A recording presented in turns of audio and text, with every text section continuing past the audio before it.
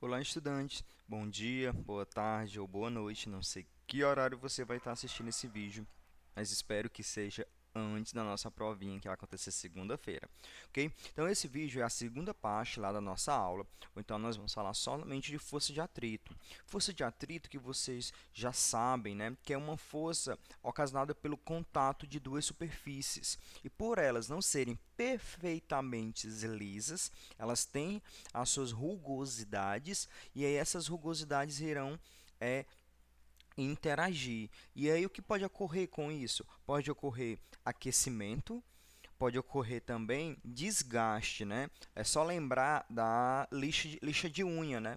Quando você está lixando a sua unha, esquenta um pouquinho e a sua unha ela é desgastada.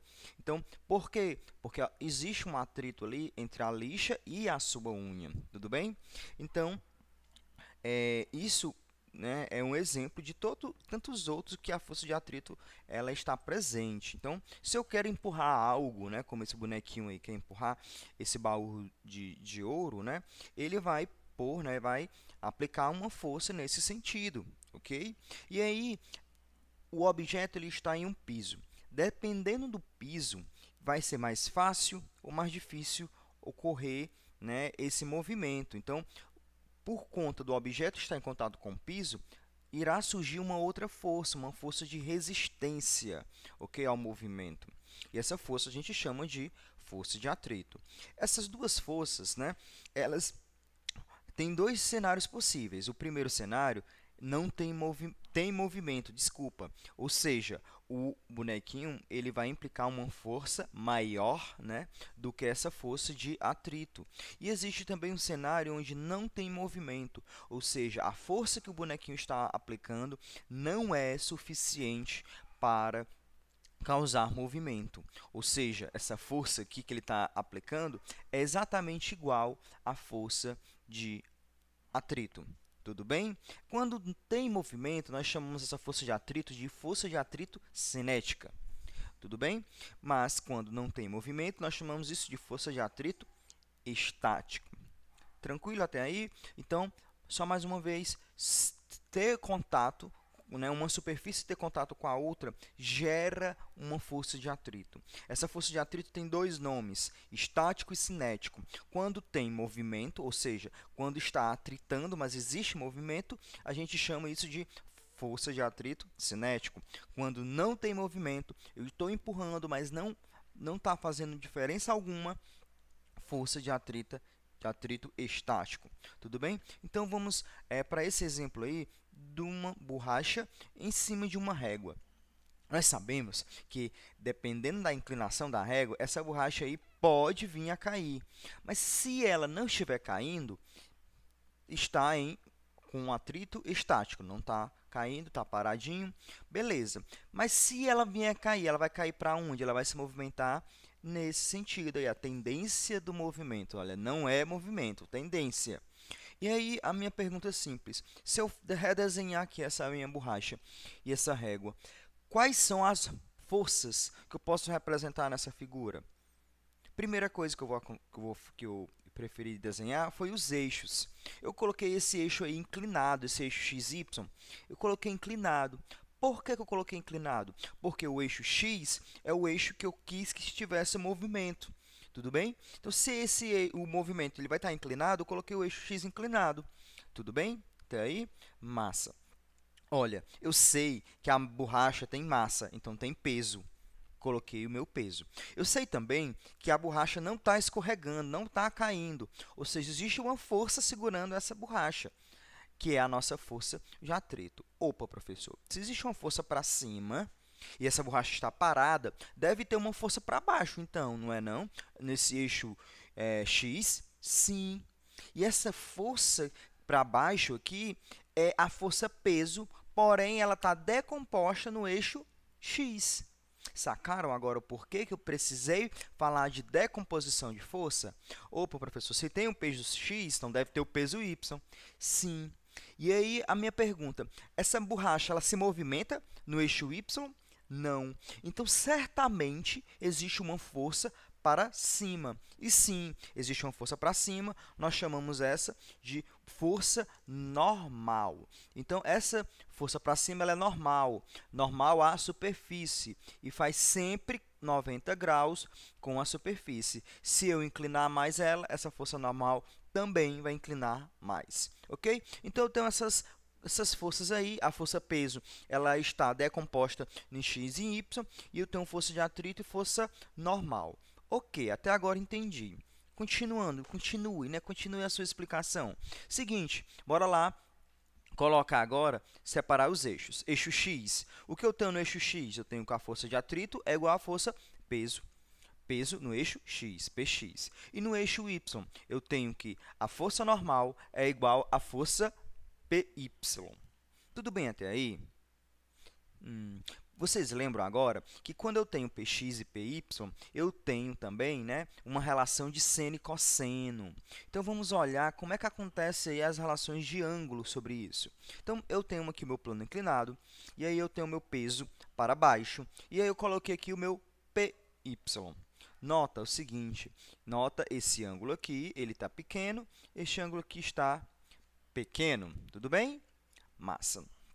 Nota agora que eu coloquei um segundo plano, ok? Um segundo plano inclinado.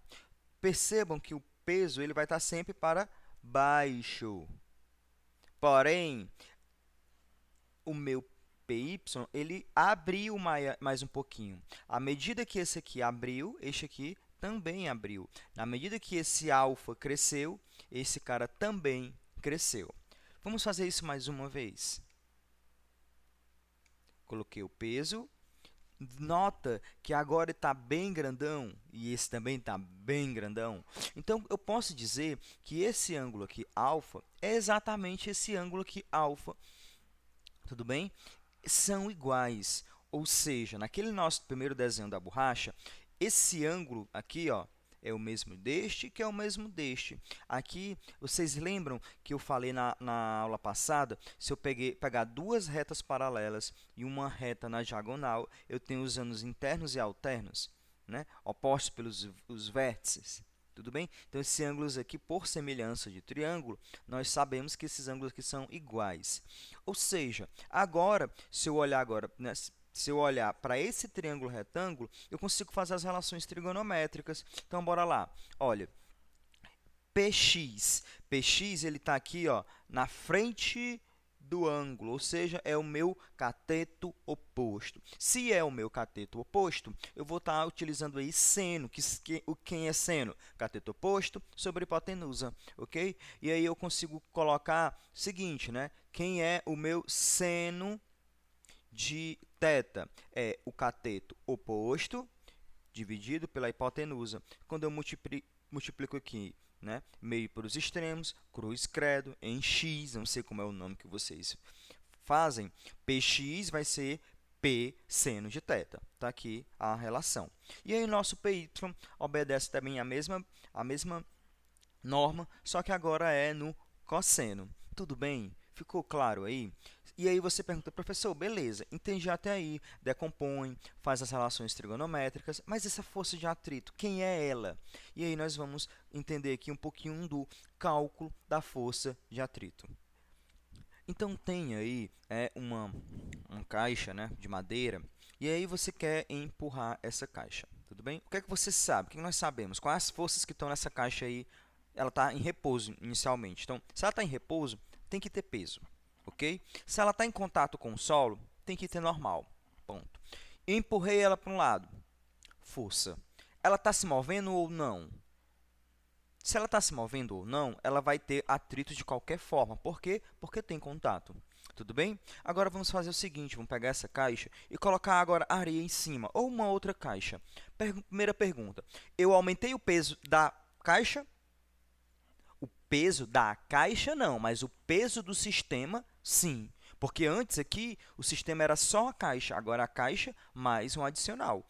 Então, se eu perceber que o peso do sistema aumentou, do sistema, não é da caixa.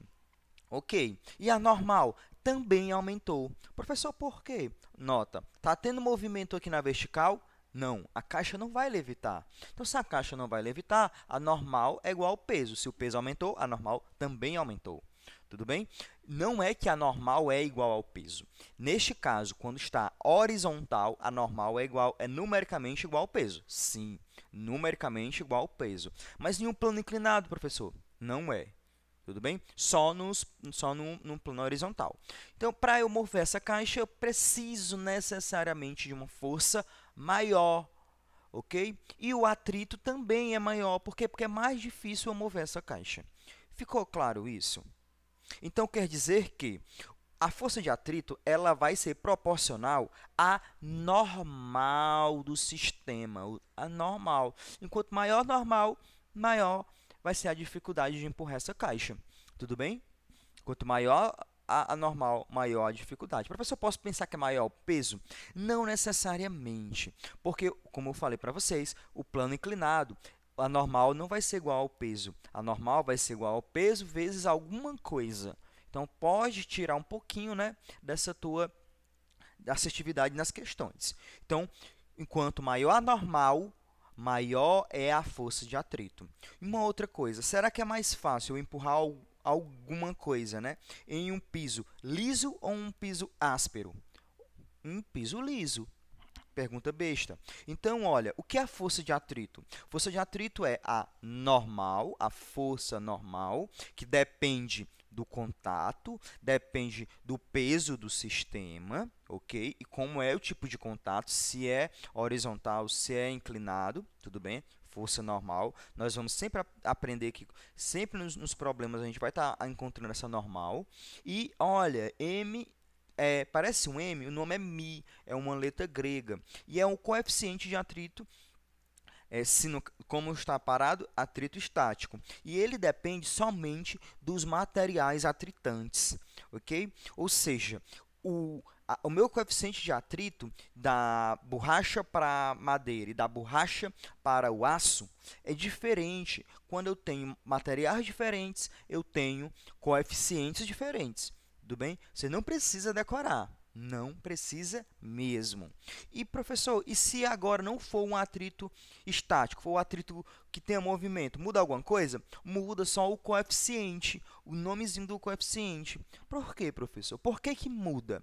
Não é a força de atrito, não é a mesma? Não, não é a mesma. Não é só porque uma está em movimento e a outra está em repouso, né, em equilíbrio, que a diferença é só aí. Não é. Vou te mostrar por que que não é, ok? Não é nesse slide, mas bora lá. Já já eu te mostro que não é. Então, bora lá, segura essa informação.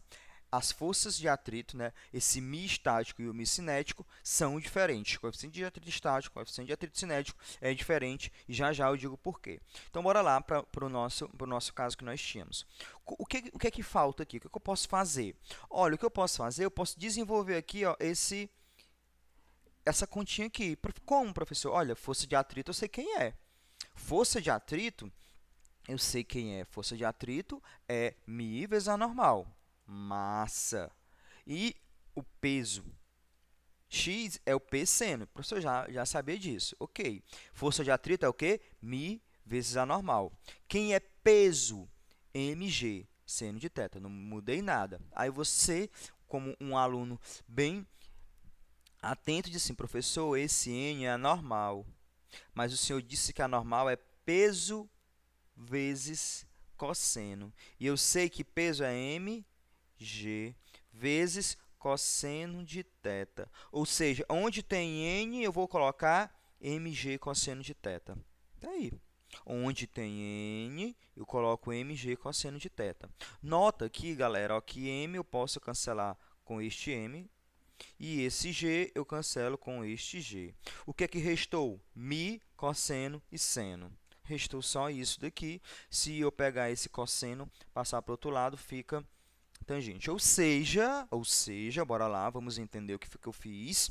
Professor, eu preciso fazer isso sempre? Não. Isso aqui eu só estou explorando mais coisas. O que você precisa fazer é isso daqui, ó. Isso daqui. Isso daqui. Você precisa saber disso. Com isso, você consegue chegar onde a questão pede. O quer, né? No caso, olha, se a questão não te der o Mi, e aí?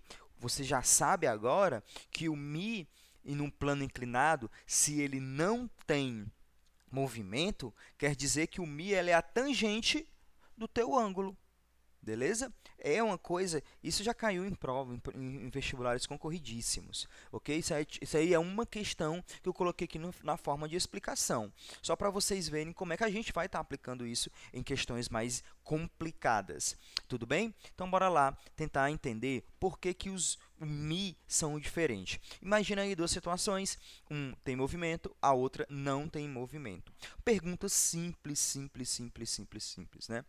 Eu vou colocar aqui as forças, um é atrito, um atrito cinético, outro atrito estático. Simples, simples, simples a pergunta que eu vou fazer. É mais fácil empurrar antes de ter o movimento ou empurrar quando tem o movimento? Imagina, tu quer empurrar um carro. É mais fácil começar a empurrar o carro ou manter o carro em movimento? Manter o carro em movimento é mais fácil.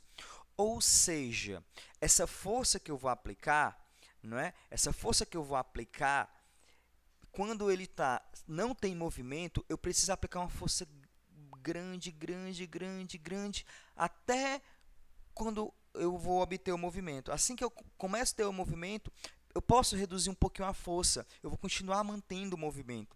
Parece que após eu começar a movimentar, parece que é mais fácil, não é? Sim. E olha, nesse gráfico aqui está a força sendo aplicada. Nota que ela está crescendo, crescendo, crescendo, crescendo. Até esse ponto aqui não tem movimento.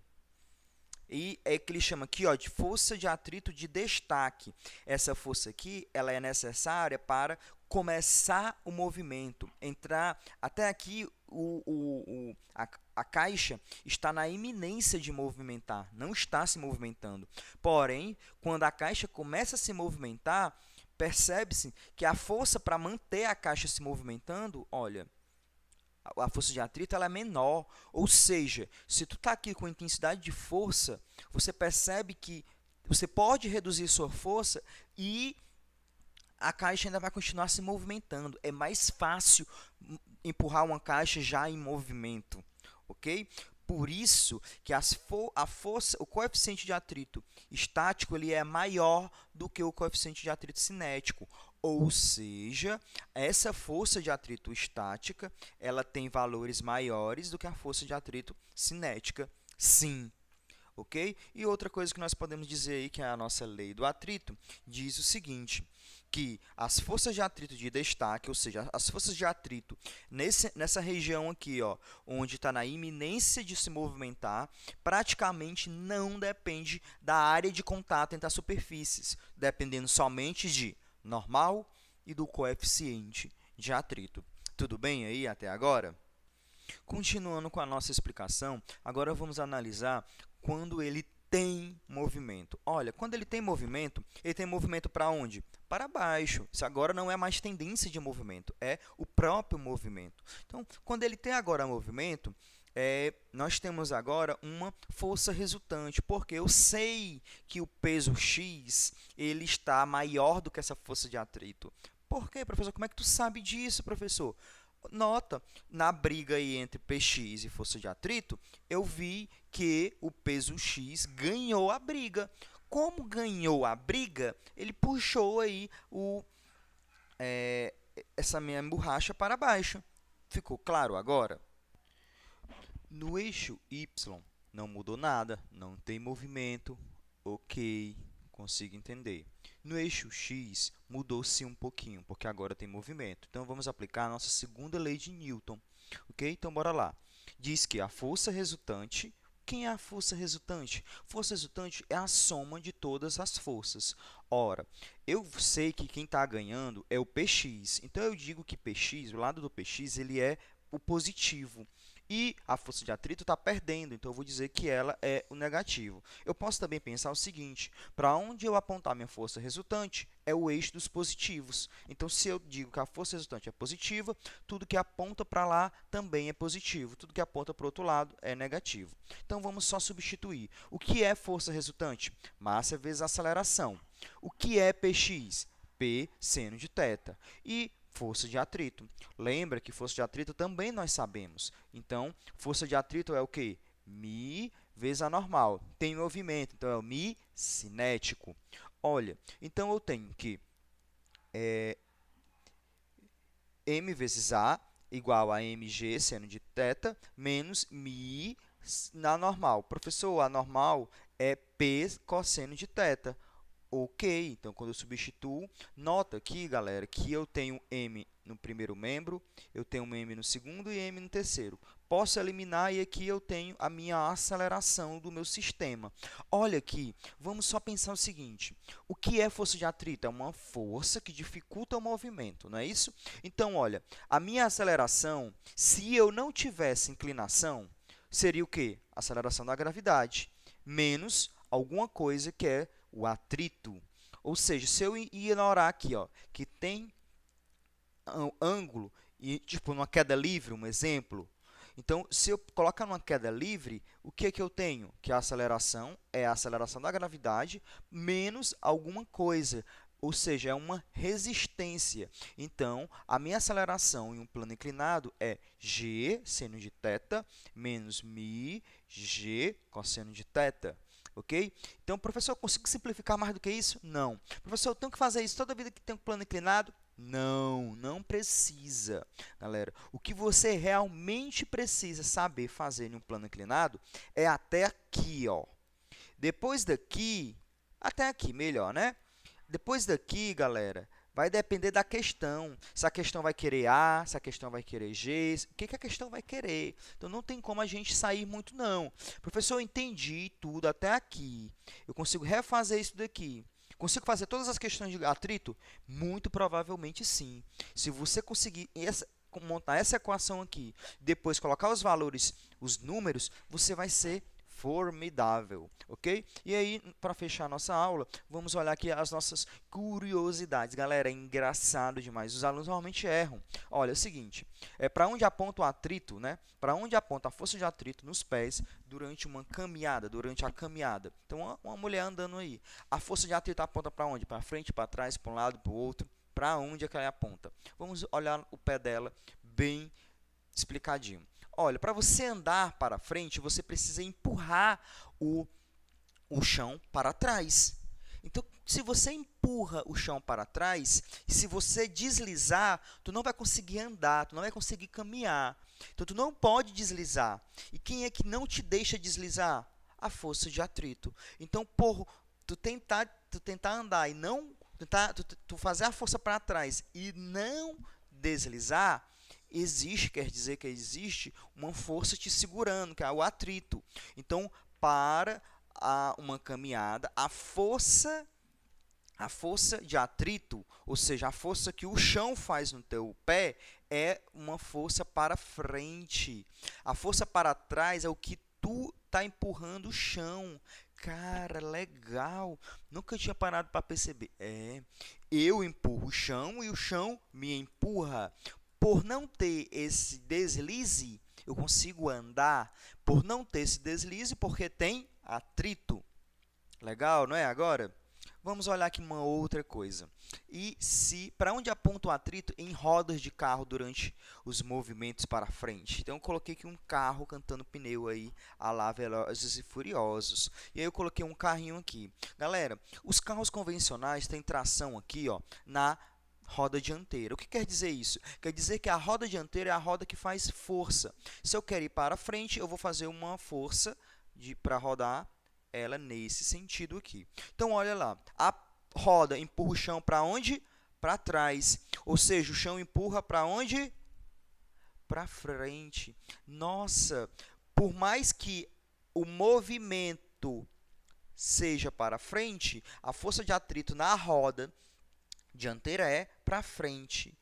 E na roda traseira? Ora, na roda traseira, na maioria dos carros, não tem tração nas quatro rodas. Então, essa roda aqui, ela não vai fazer uma força para trás. Ela vai só acompanhar o movimento. Nessa roda aqui, não ocorre nada de demais, não. Se o movimento aqui é para frente, a nossa força de atrito vai ser para trás. Mais uma vez, porque a roda aqui não tem ela não tem força, né? Ela não tem tração, ok? Por isso, somente por isso. E nos carros que tem tração nas quatro rodas, muda algo? Muda, porque se o carro tem tração nas quatro rodas, ele pode fazer força tanto na dianteira quanto na traseira. Se ele empurra o carro para o chão para trás, o atrito dele é para frente, da mesma forma que a gente viu aqui na nossa caminhada. Então, galera, bons estudos. Espero que não tenha ficado com muitas dúvidas e até a próxima aula. Bye, bye!